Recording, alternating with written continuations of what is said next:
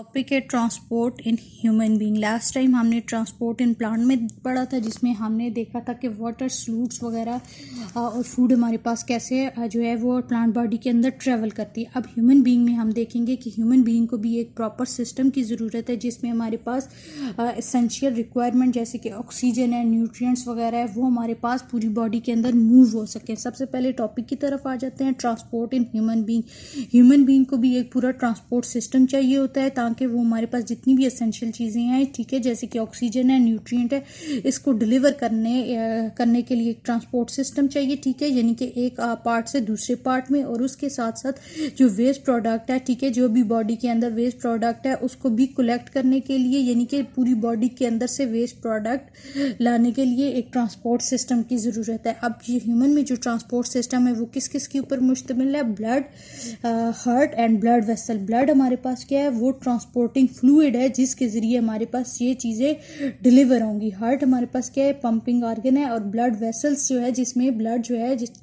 के जरिए blood travel होगा, ठीक है। सबसे पहले हम फर्स्ट वन को इसमें पढ़ेंगे, ट्रांसपोर्ट इन ह्यूमन में। सबसे पहले हम सिर्फ अभी आज ब्लड को पढ़ेंगे, ठीक है। सबसे पहले हमारे पास ब्लड है, जैसे कि जितने भी लिविंग ऑर्गेनिज्म होते हैं, ठीक है, ह्यूमन बीइंग और दूसरे एनिमल्स, उनमें हमारे पास क्या होता है? ब्लड प्रेजेंट होता है। ब्लड बेसिकली क्या होता है? ये रेड कलर का एक फ्लूइड होता है, जो पूरी बॉडी के अंदर सर्कुलेट करता है थ्रू वेसल्स। वेसल्स क्या होती हैं? ट्यूब लाइक स्ट्रक्चर होती हैं, स्मॉल, नैरो, लॉन्ग भी होती हैं, ठीक है। ट्यूब लाइक स्ट्रक्चर होते हैं, पूरी बॉडी के अंदर फैली हुई होती हैं, जिनके जरिए ब्लड ट्रेवल होता है, ठीक है। मोस्टली हमारे पास जो इंपॉर्टेंट या जो हम कहते हैं वेसल्स होती हैं, वो कौन कौन सी होती हैं? आर्टरीज, वेन एंड कैपिलरीज, ठीक है। और सेकंड चीज़ हमारे पास ब्लड के साथ कौन सी चीज़ आ जाती है? हार्ट आ जाता है, ठीक है, जो कि हमारे पास ये वेसल्स और हार्ट मिल के हमारे पास क्या करते हैं? ब्लड को ट्रेवल करते हैं पूरी बॉडी के अंदर, ठीक है।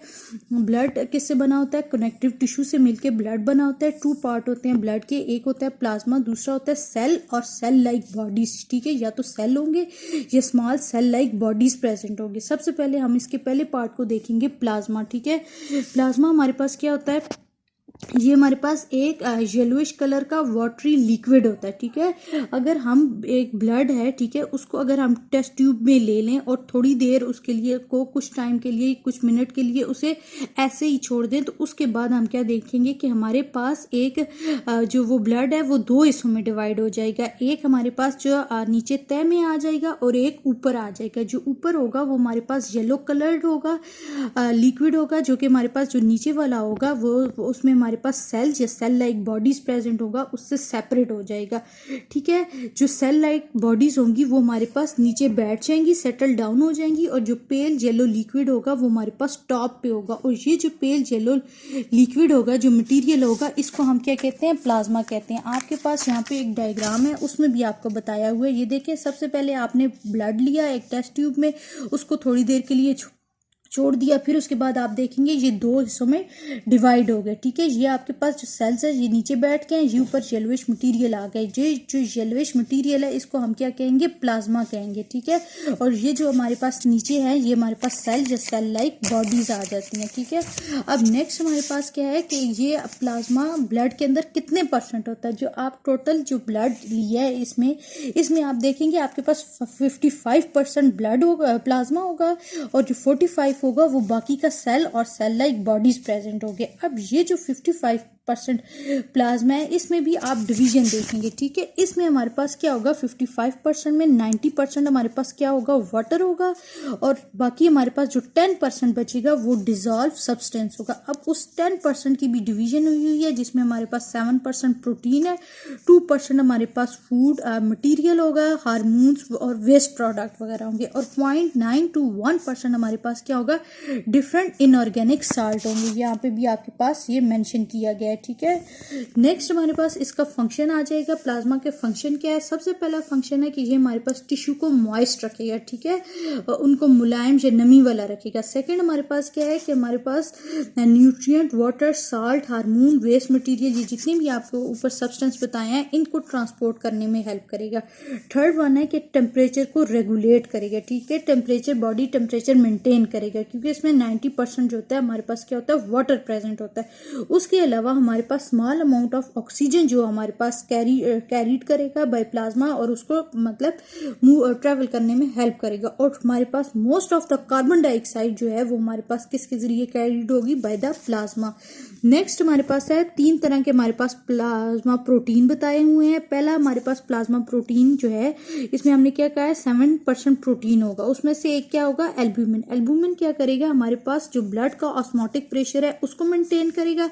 सेकंड प्लाज्मा प्रोटीन एंटीबॉडीज जो कि हमारे पास बॉडी को डिफेंड करेगा अगेंस्ट पैथोजन। पैथोजन क्या है, कोई भी हमारे पास हार्मफुल बैक्टीरिया वायरस या कोई भी हमारे पास हार्मफुल मटेरियल जो कि बॉडी के अंदर इंटर होगा और बॉडी को नुकसान पहुंचाएगा, उसके खिलाफ हमारे पास प्लाज्मा क्या करेगा, एंटीबॉडीज बनाएगा। थर्ड वन है हमारे पास फाइब्रिनोजन। ठीक है, फाइब्रिनोजन हमारे पास एक प्लाज्मा प्रोटीन है जो कि ब्लड क्लॉटिंग में हेल्प करता है। ठीक है, यानी कि हमारे पास कोई कट वगैरह लग जाता है, खून बहता है, उसके बाद जो खून जो जमता है, ठीक है, या ब्लड जो रुक जाता है, ठीक है, उसमें हमारे पास क्या हेल्प करता है, फाइब्रिनोजन, जो कि हमारे पास क्या है, प्लाज्मा प्रोटीन है। ठीक है, ये हमारे पास ब्लड का जो फर्स्ट पार्ट है प्लाज्मा वो हुआ। अब सेकंड हमारे पास ब्लड का जो पार्ट था वो है ब्लड सेल और एंड सेल लाइक बॉडीज। ठीक है, अब जो ब्लड है उसमें जो इसका सेकंड पार्ट है वो भी 2 चीज़ों पे मुश्तमिल है, एक ब्लड सेल और दूसरा सेल लाइक बॉडी। अब ब्लड सेल 2 में डिवाइड है, red blood cell and white blood cell, और सेल लाइक बॉडीज जो है वो हमारे पास क्या है, प्लेटलेट्स है। 55% हमारे पास क्या है, ब्लड जो है वो हमारे पास क्या है, cell and the cell like bodies. 45 यहाँ पे 55% प्लाज्मा है और बाकी 45% क्या है, cell and cell like bodies. Cells में हमारे पास क्या आ जाएगा, red blood cell and white blood cell, और सेल लाइक बॉडीज में हमारे पास क्या आ जाता है, प्लेटलेट्स आ जाते हैं। ठीक है, अब सबसे पहले हम सेल्स पढ़ेंगे जो कि हमारे पास 2 हमें डिवीजन देखनी है, red blood cell and white blood cell. पहले रेड ब्लड सेल को देखेंगे। रेड ब्लड सेल को हम एरिथ्रोसाइट्स भी कहते हैं। ठीक है, इसका दूसरा नाम क्या है, एरिथ्रोसाइट्स। और हमारे पास जो ब्लड सेल है उसमें न्यूमरियस फॉर्म में होते हैं, यानी कि इनका नंबर जो होता है बहुत न्यूमरियस ज़्यादा हमारे पास ब्लड के अंदर क्या होते हैं, रेड ब्लड सेल प्रेजेंट होते हैं। ठीक है, उसके अलावा रेड ब्लड सेल का कलर क्या होता है, रेड होता है, due to the present of the red pigment. ठीक है, रेड पिगमेंट प्रेजेंट होता है जिसे हम क्या कहते हैं, हेमोग्लोबिन कहते हैं। ठीक है, और 1 क्यूबिक मिलीमीटर जो ब्लड है उसमें हमारे पास क्या है, 5 मिलियन रेड ब्लड सेल है। अभी आप देखेंगे जितना भी आपके पास आएगा ना, red blood cell, white blood cell या प्लेटलेट, उसमें सबसे पहले ज़्यादा हमारे पास किसकी तादाद होगी, रेड ब्लड सेल। ठीक है, इसीलिए हम कहते हैं कि numerous of all blood cell के ये हमारे पास बहुत ज़्यादा इन नंबर होंगे। 1 क्यूबिक मिलीमीटर, क्यूबिक मिलीमीटर हमारे पास क्या है, क्यूबिक हमारे पास क्या है, unit of measurement of a volume. ठीक है, वॉल्यूम को, किसी भी चीज़ के वॉल्यूम को मेजर करने की यूनिट होती है, और इसमें कितना मिलीलीटर 0.001 मिलीमीटर जो होते हैं मिलीलीटर इन 1 क्यूबिक मिलीमीटर में होते हैं। ठीक है, उसके अलावा इसकी शेप क्या होती है, बाइकनकेव शेप होती है, इस फॉर्म में होती है, राउंडेड सेल होते हैं एंड नो न्यूक्लियस, न्यूक्लियस इसमें प्रेजेंट नहीं होता। ठीक है, नेक्स्ट हमारे पास है before and immediately after birth.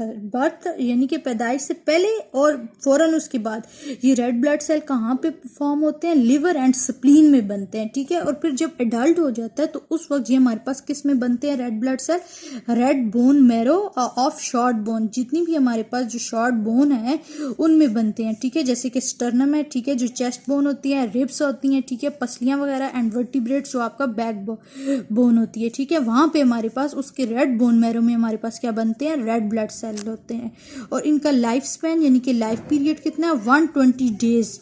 ठीक है, यानी कि एक सेल जो है 120 दिन जिंदा रहेगा, उसके बाद जो है वो हमारे पास ब्लड से वो डेड हो जाएगा, उसके बाद वो खत्म हो जाएगा। ठीक है, वो फंक्शन परफॉर्म नहीं करेगा प्रॉपर, और वो हमारे पास किसके जरिए रिमूव हो जाएगा, from blood bye spleen and liver के जरिए वो हमारे पास बॉडी के अंदर से मूव कर जाएगा। ठीक है, नेक्स्ट हमारे पास है कि रेड ब्लड सेल में प्रेजेंट क्या होता है। ठीक है, यानी कि रेड ब्लड सेल रेड क्यों होता है, बिकॉज कि उसके अंदर रेड प्रोटीन प्रेजेंट होता है और हेमोग्लोबिन प्रेजेंट होता है। ऊपर भी हमने यही पढ़ा था कि हमारे पास रेड ब्लड सेल में क्या होता है, रेड पिगमेंट होता है या हेमोग्लोबिन होता है। ठीक है, जो कि हमारे पास क्या करता है, कैरी करता है oxygen and a little amount of carbon dioxide in blood.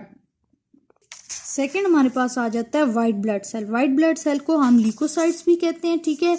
White blood cell को इसलिए वाइट कहते हैं क्योंकि इनका कलर नहीं होता, ठीक है। ये कलरलेस होते हैं बिकॉज कि इनके अंदर पिगमेंट नहीं प्रेजेंट होता। रेड ब्लड सेल में पिगमेंट था, कलरफुल थे, रेड कलर था। ये हमारे पास जो है वो कलरलेस होंगे। इरेगुलर इनकी शेप है और इसमें क्या है, न्यूक्लिएटेड यानी कि न्यूक्लियस प्रेजेंट होता है, ठीक है। और 1 क्यूबिक मिलीमीटर ऑफ ब्लड में कितने हमारे पास वाइट ब्लड सेल होंगे, 7000 to 8000 वाइट ब्लड सेल है। और इनका लाइफ स्पेन जो लाइफ टाइम पीरियड कितना है, 7 आवर्स टू मैक्सिमम 3 डेज। इनका जो लाइफ टाइम है वो हमारे पास शॉर्ट है, ठीक है। और रेड ब्लड सेल की कितनी थी, 120 डेज, ठीक है। और इसमें 7 और 7 घंटों से मैक्सिमम 3 डेज, ठीक है।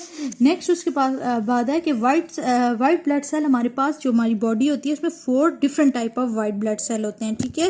और सबसे इंपॉर्टेंट रोल जो बॉडी के अंदर वाइट ब्लड सेल करते हैं कि वो हमारे पास इम्यून सिस्टम का एक हिस्सा होते हैं, ठीक है। इम्यून सिस्टम जो कि बॉडी का डिफेंस सिस्टम होता है, ठीक है, किसी भी ऑर्गेनिज्म या किसी भी पैथोजन के खिलाफ, ठीक है। वाइट ब्लड सेल का फंक्शन आ जाता है कि ये हमारी बॉडी को डिफेंड करते हैं अगेंस्ट द डिजीज, ठीक है। किसी भी डिजीज के खिलाफ हमारे पास डिफेंस सिस्टम करते हैं, ठीक है। उस डिजीज को खत्म करने में, उस पैथोजन को किल करने में हेल्प करते हैं, ठीक है। नेक्स्ट है कि वाइट ब्लड सेल हमारी बॉडी में सर्कुलेट और ट्रांसपोर्ट होता है। अब जैसे कि डिजीज या इन्फेक्शन किसी एरिया में हो गया, ठीक है, तो वाइट ब्लड सेल मूव करेगा, उस स्पेसिफिक एरिया या उस इन्फेक्शन वाली जगह पे जाएगा और वहां पे उस बैक्टीरिया या उस पैथोजन को किल करेगा, ठीक है, और उसको रिकवर करेगा। सेकेंड पॉइंट हमारे पास क्या है, वाइट ब्लड सेल पैथोजन को किल करते हैं, ठीक है। पैथोजन यानी कि बैक्टीरिया या वायरसेस, कोई भी हार्मफुल चीज जो कि बॉडी के लिए नुकसानदेह होगी, ठीक है, या बाहर वाली चीज जो बॉडी के अंदर इंटर हो जाएगी, उसको किल करते हैं बाय इनगल्फिंग, यानी कि वाइट ब्लड सेल इन पैथोजन को इनगल्फ कर लेते हैं, यानी कि अपने अंदर खा लेते हैं, ठीक है।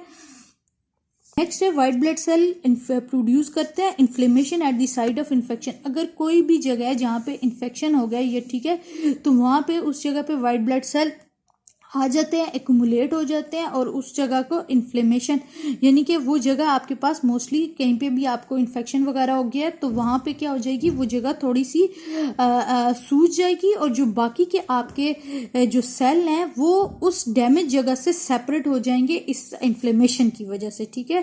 तो लास्ट फंक्शन इसका क्या है कि वाइट ब्लड सेल हमारे पास एंटीबॉडीज बनाते हैं जो कि अगेंस्ट पैथोजन काम करती हैं, ठीक है, उन हार्मफुल मटीरियल को, हार्मफुल ऑर्गेनिज्म को किल करने में हेल्प करती हैं। दोनों सेल में आ गए। अब नेक्स्ट जो हमारे पास प्लेटलेट्स है, ये हमारे पास किस में आएगा, सेल लाइक बॉडी। प्लेटलेट्स को का जो दूसरा नाम है वो हमारे पास है थ्रोम्बोसाइट्स। ये हमारे पास ट्रू सेल नहीं होते, ठीक है, इसीलिए हम इन्हें क्या कहते हैं, सेल लाइक बॉडीज कहते हैं। ये बेसिकली हमारे पास साइटोप्लाज्म में प्लाज्म के छोटे छोटे फ्रेगमेंट्स या पार्ट्स कह लें वो होते हैं जो कि हमारे पास किस से लिए जाते हैं, बोन मैरो सेल से, ठीक है। यानी कि ये बोन मैरो सेल से एक छोटे से आप कह सकते हैं टुकड़ा है, ठीक है। पिंच ऑफ का मतलब होता है जैसे कि हम कोई भी चीज किसी से तोड़ते हैं या चुटकी काट के लेते हैं, ठीक है।